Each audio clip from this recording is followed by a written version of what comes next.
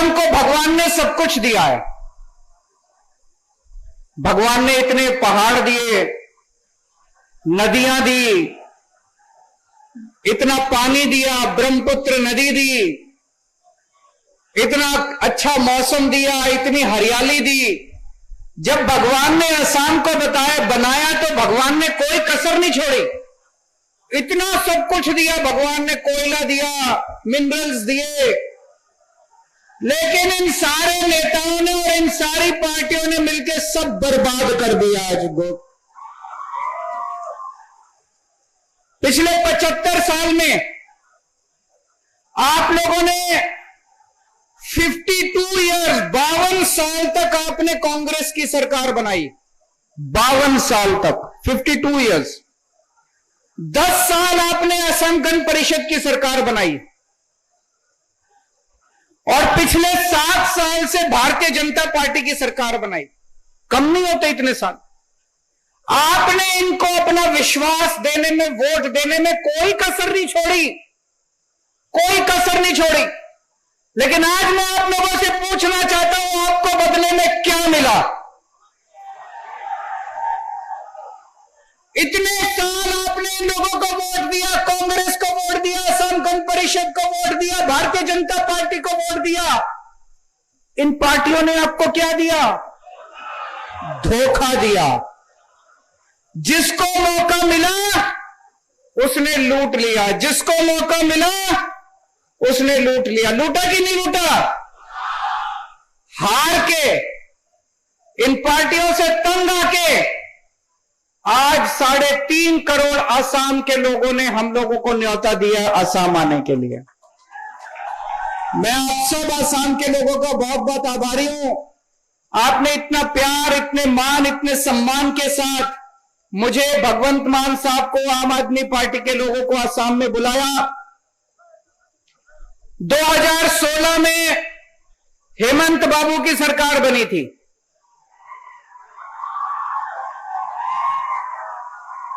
2015 में दिल्ली में मेरी सरकार बनी थी। दोनों साथ साथ बनी थी। 2015 में दिल्ली में मेरी सरकार बनी थी। 1 साल के बाद 2016 में हेमंत बाबू की सरकार बनी थी। आज दिल्ली को हमने बदल के रख दिया 7 साल के अंदर। स्कूल, अस्पताल, बिजली, पानी, सड़कें, शानदार दिल्ली बना दी हमने। हेमंत बाबू ने क्या किया 7 साल में?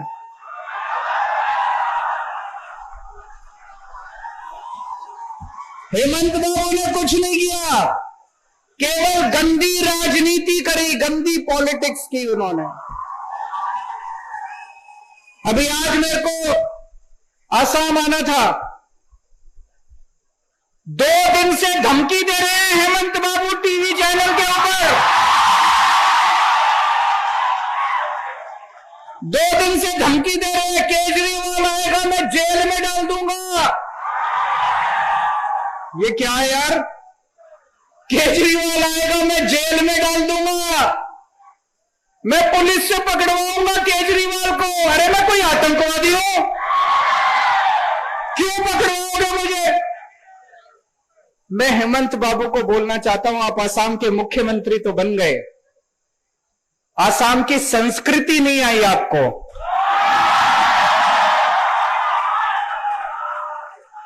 असम के लोग बहुत अच्छे हैं, असम के लोग बहुत प्यारे हैं, असम के लोग अपने अतिथि का स्वागत करते हैं।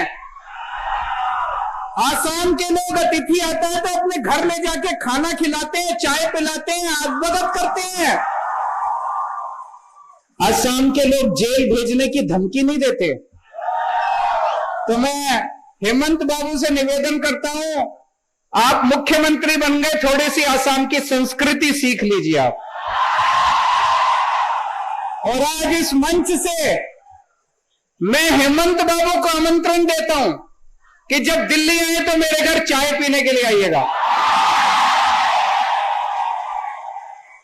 अगर समय मिले तो थोड़ा खाना खाने के लिए भी आइएगा। मैं आपको दिल्ली घुमाऊंगा अपनी गाड़ी में। आपने तो 7 साल में कुछ नहीं किया। मैं आपको दिखाऊंगा दिल्ली में हमने कितने शानदार स्कूल बना दिए। मैं आपको दिखाऊंगा दिल्ली में कितने शानदार मोहल्ला क्लिनिक बना दिए, अस्पताल बना दिए। तो हेमंत बाबू को आज मैं आमंत्रित करता हूं। आज मैं यहां पे आने के पहले मैं कई असम के, गुवाहाटी के युवाओं से मिला। आज इतनी बेरोजगारी है, इतनी बेरोजगारी असम के अंदर है कि नहीं है? जो पढ़े लिखे हैं वो भी बेरोजगार घूम रहे हैं, जो कम पढ़े लिखे हैं वो भी बेरोजगार घूम रहे हैं। एक एक युवा चीख चीख के कह रहा है कि मेरे को रोजगार चाहिए, मेरे को रोजगार चाहिए, मेरे को रोजगार चाहिए। हेमंत बाबू के पास टाइम नहीं है उनकी चीख सुनने का। हेमंत बाबू ने पिछले चुनाव के पहले बोला था हम बेरोजगारी दूर करेंगे, बेरोजगारी दूर हुई। सरकार कहती है 25 लाख बेरोजगार हैं असम के अंदर। 25 लाख नहीं है, कम से कम 50 लाख से ज्यादा बेरोजगार है असम के अंदर। लेकिन क्या किया इन्होंने बेरोजगारी दूर करने के लिए? कुछ नहीं किया इन्होंने। इनसे तो पेपर नहीं होते, पेपर करते हैं, पेपर लीक हो जाते हैं इनके। पेपर लीक इनसे, जिस सरकार से पेपर नहीं होते वो क्या सरकार चलाएंगे? जिनसे पेपर नहीं होते, एक छोटी सी चीज पेपर नहीं होते, वो क्या सरकार चलाएंगे? दिल्ली में मेरी 8 साल से सरकार है, मान साहब की पिछले 1 साल से सरकार है। दिल्ली में तो पेपर लीक नहीं हुआ आज तक एक भी। पेपर लीक क्यों होते हैं? कोई ना कोई अंदर बैठ के मिला हुआ है कि नहीं है? कोई ना कोई अंदर पेपर बेच रहा है। पेपर ऐसे ही थोड़ी लीक हो जाता है कि उड़ के चला गया बाहर। पेपर लीक होता है क्योंकि कोई पेपर बेच रहा है, कोई आपके बच्चों का भविष्य बेच रहा है। किसी को सजा मिली आज तक? किसी को सजा नहीं मिली। क्यों? ये लोग मिले हुए हैं। ये लोग दिल्ली के अंदर पेपर लीक नहीं होते, पंजाब के अंदर पेपर लीक नहीं होते। क्यों? क्योंकि दिल्ली में ईमानदार सरकार है, पंजाब में ईमानदार सरकार है। दिल्ली में पिछले 7-8 साल में मैंने 12 लाख बच्चों के लिए रोजगार का इंतजाम किया। 12 लाख बच्चों के लिए। हम ईमानदार लोग हैं, 24 घंटे जनता के बारे में सोचते हैं। जनता, एक आम आदमी के घर में आज उसका घर नहीं चल रहा, इतनी महंगाई हो गई है, बच्चे बेरोजगार हैं। एक जनता का दर्द समझते हैं हम लोग। 12 लाख बच्चों को मैंने रोजगार दिए। 1 साल हुआ भगवंत मान को, 1 साल में 28,000 सरकारी नौकरियां इन्होंने दे दी बच्चों को। हमें रोजगार देना आता है। आम आदमी पार्टी की सरकार आएगी तो असम के एक एक बच्चे को रोजगार दिया जाएगा दोस्तों। और जिस स्पीड से हेमंत बाबू रोजगार दे रहे हैं, मुझे लगता है 100 साल लगेंगे कम से कम सबको रोजगार देने के। आज शिक्षा का बुरा हाल है। अभी अभी मान साहब ने बताया कि इनके परिवार में किसी ने स्कूल बनवाया, अपना प्राइवेट स्कूल। किसने स्कूल बनवाया? इन्होंने। इनके परिवार में स्कूल बनवाया है किसी ने, प्राइवेट स्कूल। बताते हैं लाखों रुपए फीस है।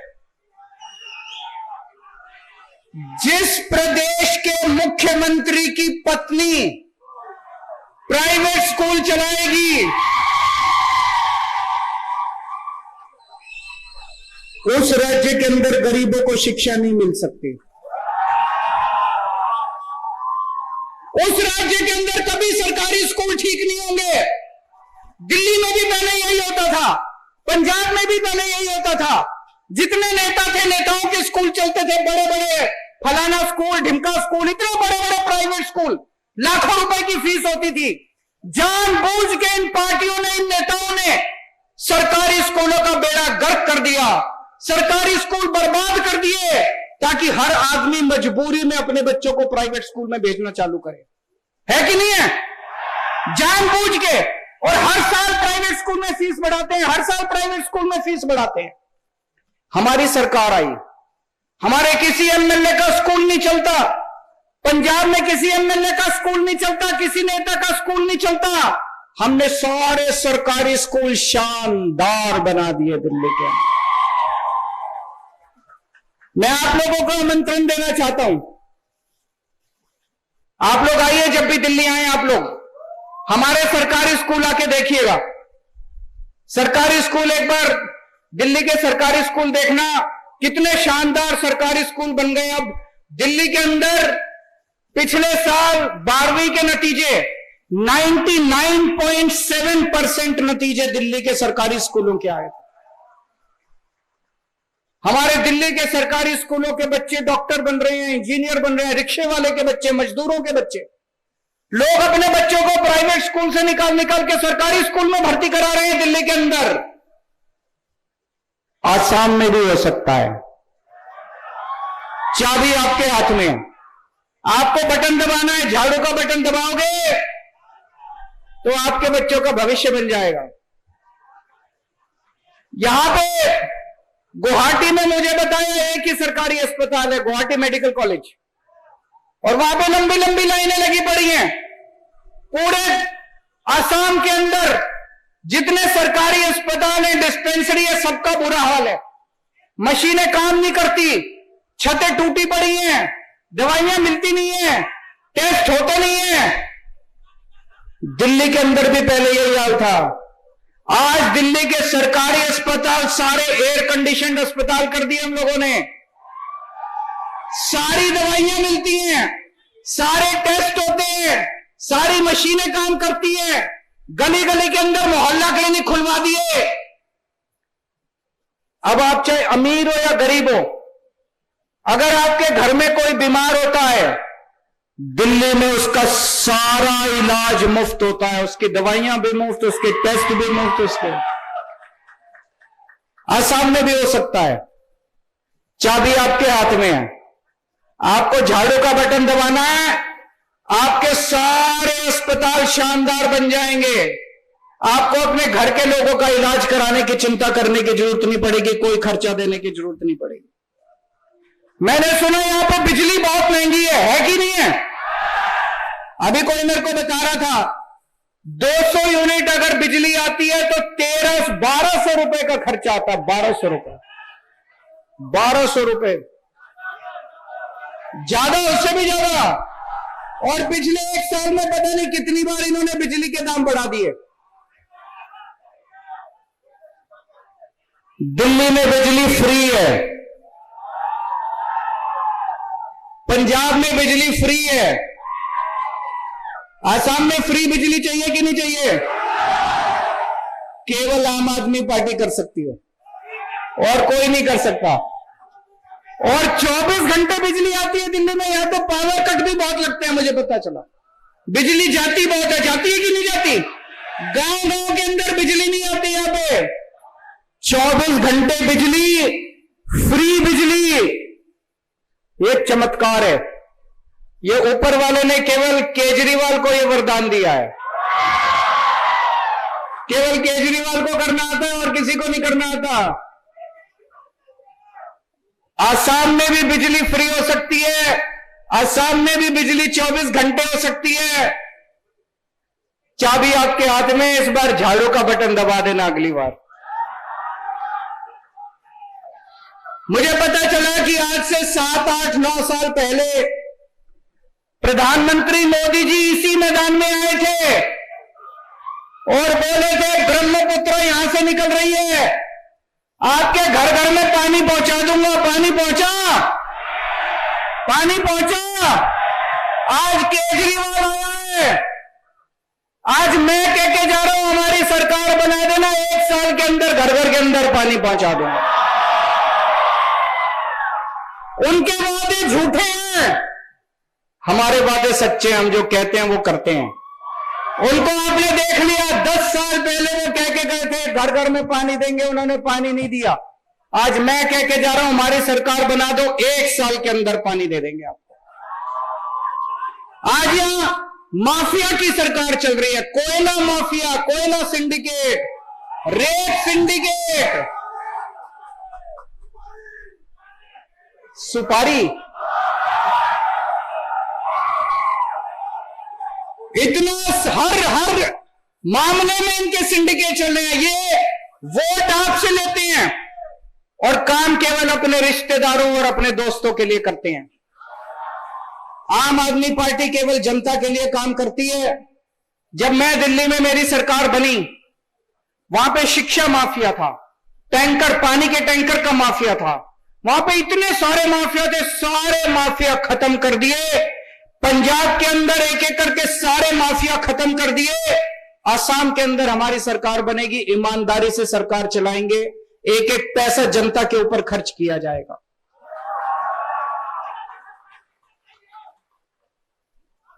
मैं देख रहा था कि असम का बजट 3.25 लाख करोड़ रुपए का बजट है असम का। मतलब हर साल असम सरकार आपके ऊपर 3.25 लाख करोड़ रुपए खर्च करती है। इतना सारा पैसा कहां जाता है ये पैसा? आपने कहीं कोई सरकारी काम होते दिखा? कोई सड़क बनते देखी? कोई स्कूल बनते देखा? कोई अस्पताल बनते देखा? सरकार ने कभी कोई दवाई दी आपको? आपके बच्चों की पढ़ाई के लिए कभी कुछ किया? कहां गया ये सारा पैसा? कहां गया ये सारा पैसा? असम के ऊपर 1,23,000 करोड़ रुपए का कर्जा है, कर्जा ले रखा है। कहां गया ये सारा पैसा? खा गए ये लोग। इतना भ्रष्टाचार है, इतना भ्रष्टाचार है। अब तो एक ईमानदार सरकार की जरूरत है असम के अंदर, है कि नहीं है? दोस्तों, हमारा देश, भारत देश शानदार देश है, महान देश है, महान लोग हैं।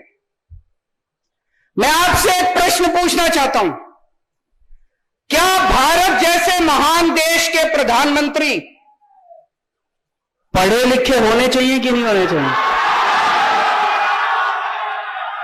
जिसको लगता है प्रधानमंत्री पढ़े लिखे होने चाहिए, हाथ खड़े करें।